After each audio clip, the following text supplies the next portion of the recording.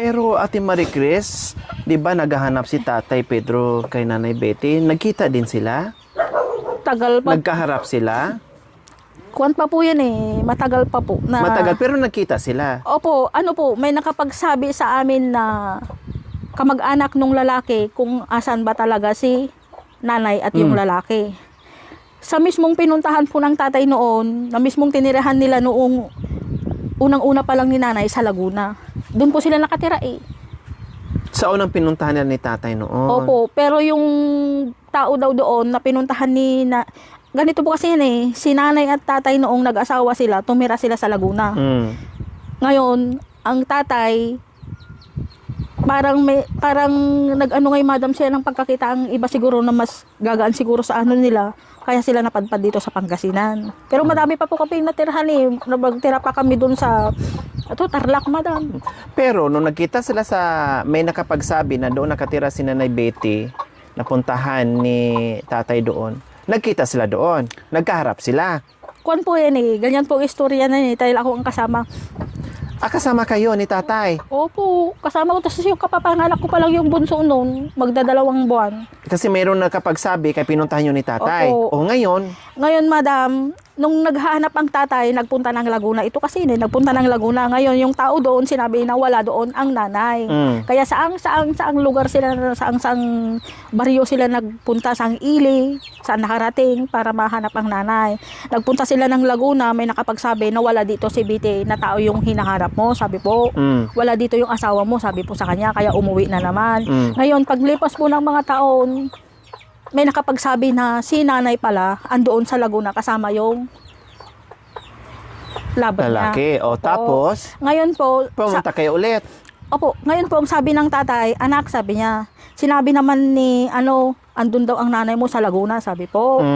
Ngayon sabi ko po kay tatay, huwag kang gagawa ng Hindi mali doon. maganda. Kasi sabi ko, mag-isa ka lang doon. Oo. Lugar na nila yon, baka anuhin ka pa doon, pagkumplutan ka nila o baka may magawa kang hindi maganda. Sabi ko po sa kanya, baka ikaw ang balikan. Sabi ko po, silensyo lang tatay, kausapin mo sila ng mabuti, sabi ko po.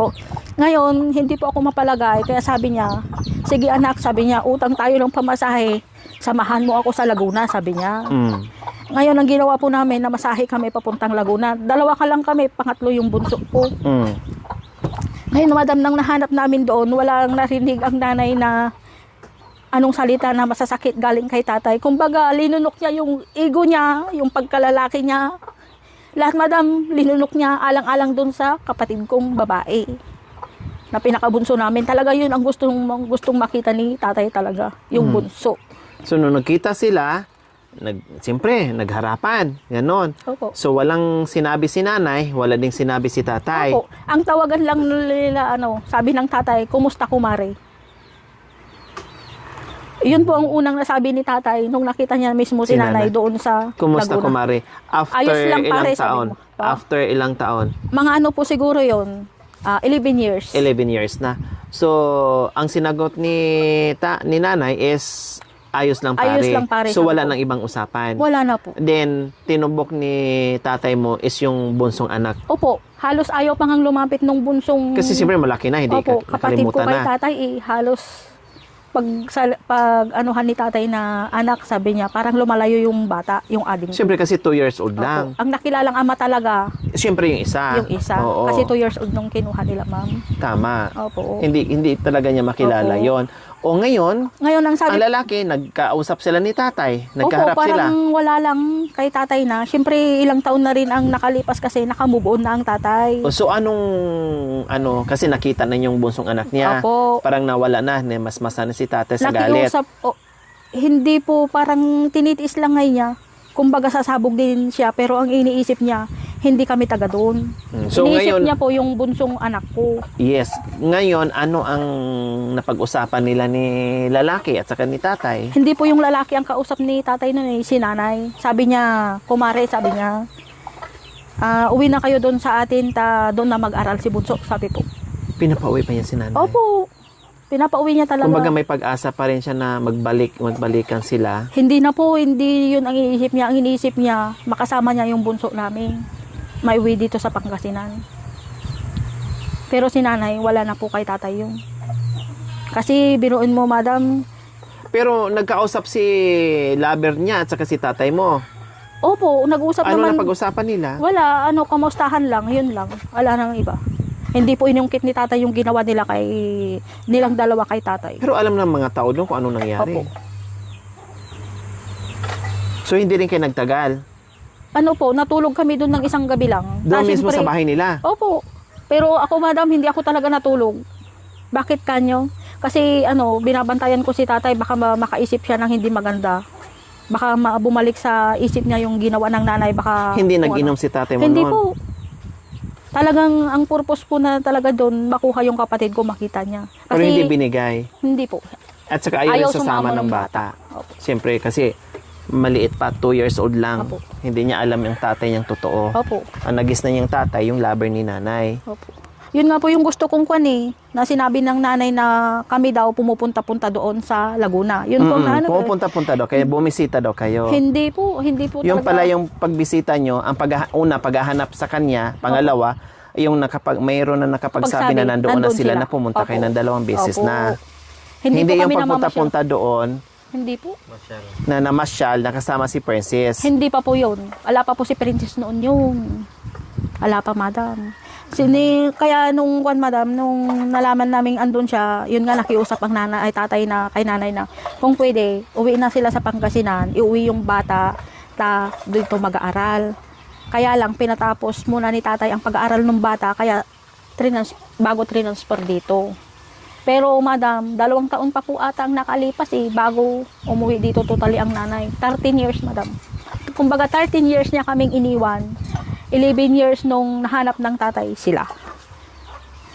Tapos, after 11 years na nakatira sa Laguna, umuwi dito. Si nanay po? Si Hindi nanay. pa po. Nakalipas pa nga ng 2 taon. Kaya, 13 years. 13 Kaming years walang nanay lahat. na kaagapay sa tabi namin. Kaya, sabi ko nga lagi po Nung umuwi na si tatay, nung umuwi na si nanay mo dyan, saka yung lover niya, alam na ni tatay mo na umuwi na sila dyan alam sa niya Samon. po. Alam niya. O ngayon nung nalaman niya, hindi na Nagsasama niya pa po sila sa bukid minsan noon. Nagtatanim, nagbuburas ng talong. Ibig sabihin, di ba umuwi sila dito ni nanay at saka yung lover niya, Opo. pati yung pinakabonsong anak yung ni nanay Betty at saka Opo. ni tatay Pedro. So nagkita-kita na sila. Opo. So wala na. Kuwan po, may time pa din na naiisip ni tatay na yung ginawa nila nga pero salita lang. Salita lang na mga taksil, walang hiya. Ganun lang po ang sagot. Pero si tatay mo, hindi na niya kinakausap si nanay. Hindi po. Yung lalaki hindi na rin kinausap Hindi ni po. Tatay Pedro. Hindi po. So hinayaan na lang sila Opo. dyan. Kung hindi po sila ang unang magsasalita, kumbaga may sasabihin hindi po iimik ang tatay. Ayun po ang dahilan. So naging tuloy-tuloy pa rin yung inom ni tatay kahit nalaman ni tatay na nandyan na si nanay. Opo, tuloy-tuloy pa rin po, pero hindi po siya talaga nagwawala. Yun po ang gusto namin linawalawin sa inyo na nagwawala ang tatay. Nung, Pag nakainom. nung nandito na, nagkita-kita na kayo. Opo. Pati si nanay, nagkita-kita Opo, na kayo. Yun ay alam- umpisa na nagkita-kita kayo ni Opo. nanay. Lahat ng mga kapatid ko, alam niyo po, madam, nung dumating ang nanay, wala siyang narinig sa amin. Di ba kadalasan yung mga ibang Sumbat. anak susumbatan siya, bakit ganito ang ginawa mo, matanda ka na. Kung baga, ang dami na niyang anak, yun pa yung panahon na gumawa siya ng mali. Nine kami, Kumbaga, madam, nine. sinasabi ni nanay mo na wala siyang taong kagalit, kaaway, kahit magtanong ka dito sa barangay namin, sa mga nakakilala namin. Pero, kung wala mang taong kagalit, mga kapitbahay na makagalit, hindi talaga mapagkaila na mayroong asawa na nagagalit at nasasaktan, pati mga anak. Opo. Kumbaga sa Hindi ibang lang- tao, wala siyang kagalit, sa ibang tao, wala siyang kaaway.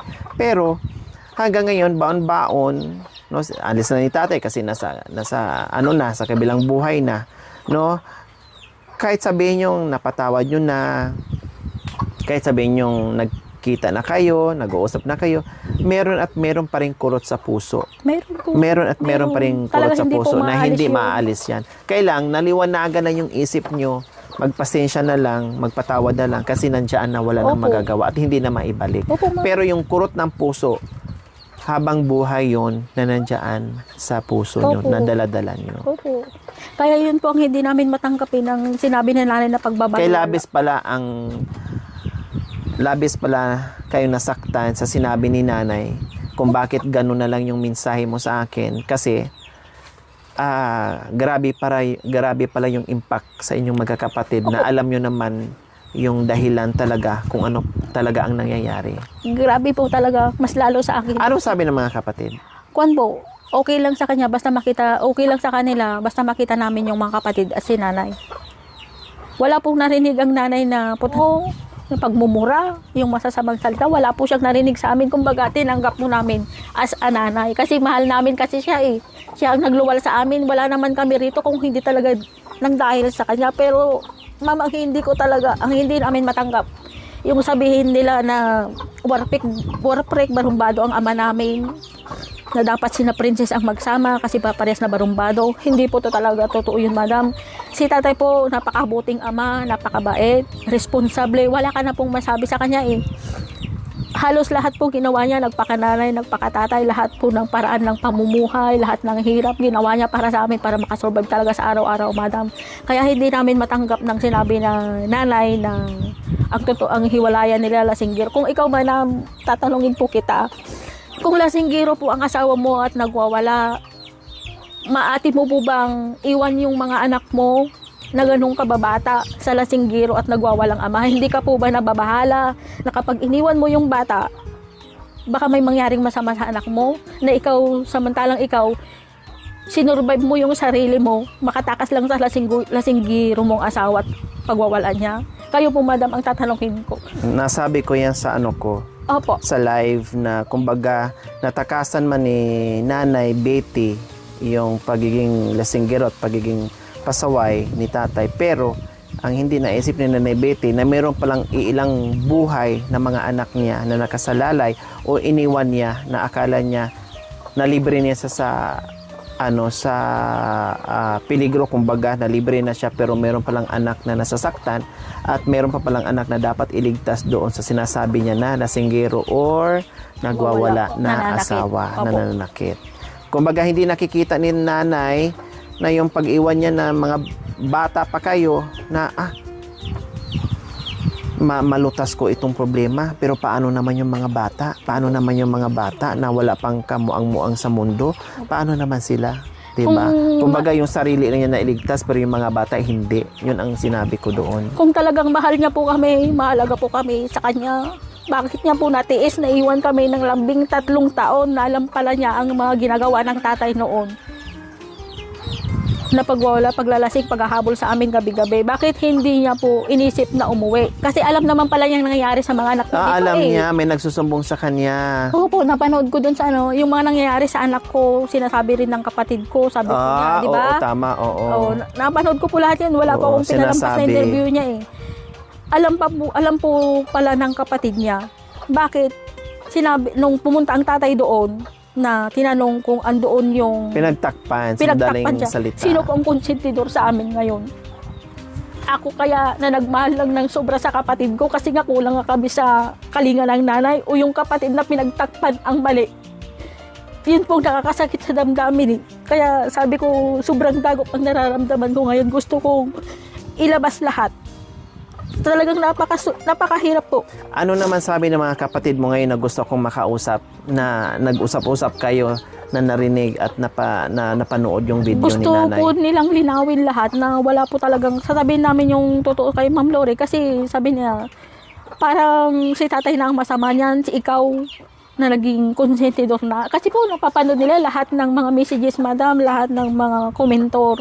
Sinasabi ko pa sa kanya, bakit ikaw ngayon ang naging masama sa mga mata ng tao, sabi po ng mga kapatid ko sa akin. Kaya kung pwede, makiusap ka kay Ma'am Lori, naliwanagin natin lahat. Sabi niya. So, ibig sabihin ni Ate Maricruz po, mga kabayan, ngayon maintindihan natin, lalo natin maintindihan ngayon, number 1, kung ano po ang naging attitude ni Princess. Opo. No? Dahil sa sobrang trauma na napagdaanan itong naging problema ni Nanay Betty and Tatay Pedro. Ito na nga sinasabi ko yung problema ng mga magulang ang nagsasuffer is yung mga anak. Hindi si Nanay Betty, si Tatay Pedro, mas lalong nagsasuffer na apektuhan yung mga bata po mga kabayan. Kaya ako, nananaig yung aking unawa at pagmamahal, no, at ang haba ng pasensya ko sa naging attitude ngayon ni Princess. Kasi Opo. alam ko ang napagdaanan niya. Ngayon, naintindihan din natin ng bongga si Ate Marie Chris po mga kabayan sa nangyayari ngayon kung bakit ganun na lang yung pasensya niya ni Princess. Kasi naging nanay at naging ate siya nung sa mura ng edad na 10 po. 10 years old at 8 si 8 Princess. years old si Princess. 2 years lang ang pagitan nila na wala silang ibang nagawa noon kundi sila lang magkakapatid ang akay-akay parati, magkakasama parati sa oras, sa panahon na grabe yung natamo nila nung time na naghiwalay si Nanay Betty and si Tatay Pedro na halos pinagbuntungan ng galit at sama ng loob ni Tatay Pedro itong dalawang magkakapatid. Kasi yung Hindi ibang po, magkakapatid, 5 kaming pinagbuntunan. 5 silang magkakapatid dahil yung time na yun, yung iba meron ng asawa, yung Opo, panganay nyo, yung tatlo tatlo.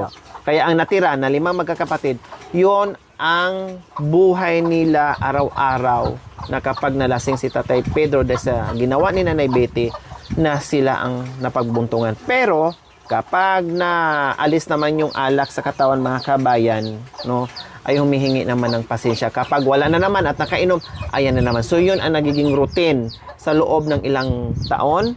Kuwan, madam, halos hindi ko nagkakamali 7 years. So sa loob ng 7 taon mga kabayan, yun ang nagiging buhay ni Ate Marie Chris at ni Ate Princess. Kaya ganun na lang kamahal at naintindihan din ni Ate Marie Chris yung pag-uugali ni Princess. Kasi walang ibang tao o kapatid o kaanak, kundi sila-sila na lang po mga kabayan. Walang nagabay dahil si tatay noon ay parang sinumpa na niya ang mundo. Dahil sa nangyari ni Nanay Betty, hindi na sila maharap na magkakapatid. Hindi na nila alam kung anong gagawin nila kasi si tatay wala nang ginawa, magtrabaho, mag-inom at manghiram ng pera, naubos ang peras, kahanap kung saan mahanap si Nanay Betty po mga kababayan. Ganon kamahal ni Tatay Pedro ang kanilang nanay.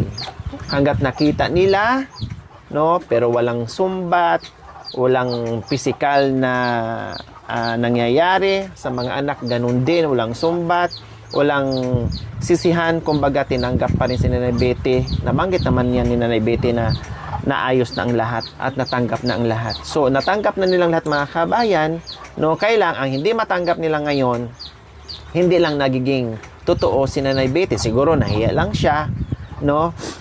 At ang masakit doon mga kabayan, kasi alam ng mga anak, hindi niya nasabi kung ano ang totoong nangyari. Okay lang sana yon kung wala siyang ibinato sana kay tatay, no? Kumbaga kung safe lang sana ang pagsagot niya, sinabi na lang niya na hindi kami nagkaunawaan, pero pasensya na ha, hindi ko na masabi ang lahat. So yun na lang sana, no? Kaya lang syempre, hindi din siguro naisip ni nanay yon na mayroong magre-react kasi tanggap na nga ang sitwasyon nila ngayon ng kanyang lover, nag-react yung mga anak kasi hindi yun ang dahilan. Mayroon pang mas malalim na dahilan kung bakit naghiwalayan o nagkahiwalay si Nanay Betty and si Tatay Pedro. Yun pala, dahil sa nangyaring sinabi ni Ate Marie Chris. Kaya si Ate Marie Chris talagang hindi rin nakakatulog. Grabe yung mensahe, ang haba-haba ng mensahe ni Ate Marie Chris sa akin na nakikiusap. Ate Lori, ganito, yung mga kapatid ko gusto ko rin makausap. Kaya mamaya, ipatawag ko yung mga kapatid niya at mag-uusap kami para naman kahit papaano na yung kahilingan nila na maibsan, na nasaktan doon sa sinabi ni nanay, na mailabas nila, mabawasan. Kasi parang si half-sister mo, tama? Si half-sister Opo, mo, ang sabi nakarinig lang ng... Yung ugali niya naman na kay, Oo. yung ugali ni ading ko naman na kay nanay namin. Nasaktan siya. Opo. Yun lang po ang word na alam kong nasabi ng mga komentor sa nanay. Oo, na nasaktan. yung ugali ko daw naman na kay tata, yung ugali ni ading kay nanay. Mm-mm. Nasaktan na po siya doon. E di Oo. mas lalo po ako na sinabihan pong yung tatay ko, warprek, barumbadong ama. So alam kaya yan, yung itong salaysay mo ngayon, ang tanong, alam kaya ng half-sister mo yan, ang nangyari? Yan nga po yung kwan eh. Bakit magsasalita ka ading ko ng nagwawala, naglalasing ang tatay, nananakit? Sino ba namang asawa ang makatitiis ng ganyang asawa, di ba? May question mark ka ading ko eh. Nakita ko talaga wala akong Yan ang tanong pinalampas. niya. Oo. Ngayon ang tanong ko sa'yo, nung nagwawala ba at naglalasing ang nanay, meron ka na ba? O sinabi ba ni nanay ang dahilan kung bakit sila nagkahiwalay? Anong dahilan ng paghihiwalay at pagwawala ng tatay? Sinabi ba niya sa kanya? Yun ang tanong ko sa'yo ngayon. Alam kaya ng half-sister mo ang totoong nangyari sa hiwalayan ng Tatay at nanay nyo at tatay Pedro Yan mo? rin. Alam kaya ng pinakabunsong kapatid yun or yung half-sister mo ngayon na anak nila ni Laber mo at saka si Nanay Betty? Alam po, kaya? Yan po ang hindi ko alam. Kaya yun po ang gusto kong itanong. Yun po ang gusto kong itanong sana sa kanya eh. Tatanungin ko po sana sa kanya na alam mo ba ading yung dahilan ng Yan ang, yan totoong ang dahilan pumasok ngayon sa katanungan ko. Opo, yun Yan nga din ang tanong ko sa kanya eh. Yun din ang tanong mo. Yun din po ang tanong ng mga kapatid ko. Bakit nagsasalita si isang ng ganyan na dinadamay niya ang tatay? Bakit? Nung mga panahon ba na nagiinom at nagwawala ang tatay, na naghiwalay sila ni nanay, meron na ba siya? Yun po ang tanong. Kaya yun din po ang tanong ko sa kapatid mo, ay sa kapatid ko. Na bakit niya nasabing nagwawala, nagiinom ang tatay, nananakit? Alam ba niya ang naging dahilan? Alam mo ba ang naging dahilan Kung bakit? kung bakit na naghiwalay ang nanay at tatay? Sinabi ba ni nanay sa iyo ang totoo o hindi? Yan ang tanong ko, di ba? Opo. Sinabi ko. Kaya po nag-message ako sa inyo, pati na rin yung mga kapatid ko sa kagustuhan na gusto naming liwanagin ang lahat, na bibigyan linaw namin na ang totoong hiwalay at paghiwalay at pag-iinom ng tatay na kung bakit siya nagwawala nang dahil po kay nanay. So hindi alam ngayon ni Ate Yel. Yan po ang hindi ko alam. Kasi ang feeling ko kaya naitanong ko sa'yo. Kaya naitanong ko sa'yo kanina. Kasi ang feeling ko, ang alam lang ni Ate Yel is magkwento lang. Kasi ang totoosin talaga, hindi naman talaga alam ni Ate Yel ko ano yung buong pangyayari. Kasi late lang naman siya Pinanganak. Siya yung pinaka-late kasi sa half-sister niyo na siya. So, hindi pa niya nasaksiyan ang mga buong pangyayari. Opo. So, kayo lang nung mga panahon na yon. So, malamang, yung kwento na yon na yung kinikwento ni Yel, no, yung kwento na yon na galing sa bibig niya, yun lang yung nanggagaling din na ikinikwento ni Nanay Betty sa kanyang anak. So, kaya nakikwento yon at nasasabi ni Yel. Pero, ang buong katotohanan, hindi talaga alam ni Ate Yel, unless lang kung may chismosa sa Barangay, barangay ha, na nalalaman niya, ay, Yel, yung nanay mo, ganito, ganyan, ganyan. Unless lang ha, pero kung walang magkwento sa kanya, magugulat ngayon, masashock si Ate Yel na maririnig niya na ang buong kwento pala is ganito. Na hindi talaga 101% maniwala ka. Paano malalaman ni Ate Yel yung totoong kwento na wala pa siya? Hindi pa siya inanak sa mga panahon na yon.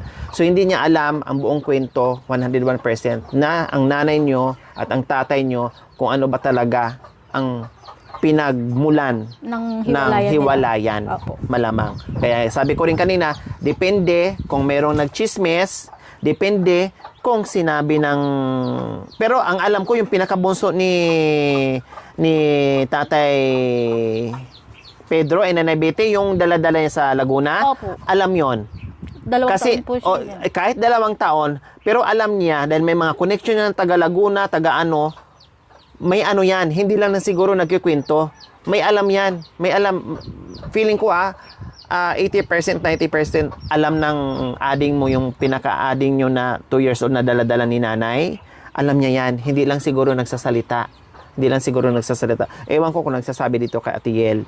So, kaya ang tanong ko sa'yo kanina, alam kaya ni Yel ang buong pagkikwento na ganito ang nagiging dahilan? So, malamang hindi. So, yun ang malaking tanong ngayon kay Yun nga din pong Yel. tanong namin eh. Nung ano namin yung message niya na sinabi ni ading ko Mariel na nagwawala, nananaki, ay naglalasing ang tatay, lasinggero. Sino ba naman ang makakatiis sa ganoong asawa, di ba? Meron po yun eh. Yun din pong tanong ko. Bakit niya sinabing nagwawala, naglalasingero ang tatay, na sino ba namang makakatiis sa ganoong asawa? Bakit? Si Mariel ba nung mga panahong yun, madam, Meron na ba siya? Yun po ang tanong ko sa kanya eh. Pinanganak na ba siya? Opo. So ngayon, ito din, kaya nasabi kong alam ni bunso mo na dala-dala ni nanay noon na 2 years old. Kasi siyempre, may mga kamag-anak ka. May mga kapatid siya. Wala bang kapatid nagsabi na, wala bang, di ba nagtanong si, ano pangalan ng ading mo? Mian po. Di ba nagtanong si Mian, sino ba talaga ang tatay ko? Sino ba talaga ang totoong tatay ko? Yes. Si Laber o si Tatay Pedro? Walang nagsabi sa inyo mga kapatid, ading, ang totoong tatay mo, si Tatay Pedro ha, hindi siya. Siya lang ang namulatan mo kasi diyan ka lumaki. Pinaliwanag po yan ng tatay nung pumunta eh, anak, ako yung totoong Yun, tatay. yun Opo. nga yun. Pero yung dahilan ng paghihiwalay po, ewan ko lang kung Siyempre, nasabi ng kumbaga tatay sa hindi kanya. nasabi ni tatay na kung anong dahilan sa ano, malamang sa mga kaanak kasi mabilis na ngayon sa media eh. Ang mga kaanak, o mga kapinsanan, mga ano, meron ng ano yan. Kumbaga may hints na yan si Ate Mian. Kumbaga, pero alam niya na ang tatay niya is yung tatay niyo. Kasi siyempre kayo din number 1, anak, tatay natin si ano, tatay natin. Pop at pumunta doon. Hindi pwedeng hindi malalaman yun. Si Yel talaga, walang alam yun. Yun po. Alis lang kung wala ngang chismis. Yan lang, madam, ang Oo. hindi ko So, po paano alam. yan ngayon? Paano yan ngayon? Marinig ni Nanay Betty yan, yung ano mo, yung salaysay mo, Ate Marie Chris. Kung ma'am, Anong mensahe mo kay nanay nyo? titiisin ko po yung galit niya sa akin na napagsasabi ko ng totoo kasi hindi po kaya ng dibdib ko na lunukin na lang yung lahat ng mga sinasabi ng mga komentor tungkol kay tatay kasi alam ko po yung dahilan talaga ng totoong pag-iwalay nila, madam. Kaya nga po ako nagsinungaling sa iyo eh, na sinabi kong hindi kami close ng nanay, pinanigan ko na lang si Princess kasi pag sinabi ko nga pong close kami at si ading ko hindi, baka po kasi magtanong kayo, yun po ang bagay na ayaw ko sanang maungkat pa yung nakaraan namin kasi po ayaw ko makasakit ng damdamin, sana. Pero ngayon po, wala na po akong magagawa kundi sabihin ang totoong paghiwalay nila kung ano pong talagang dahilan. Kasi Na ano ko, Ate Marie Chris, na naintindihan ko si Princess na sinabi niya, talagang may sama siya ng loob ng nanay ganito pa nila. po yan, madam eh. Sa mga komentor po, sana itigil nyo na ang pababa sa ading ko. Kaya nasasabi po niyang hindi sila medyo close ni nanay kasi ganito po yan eh.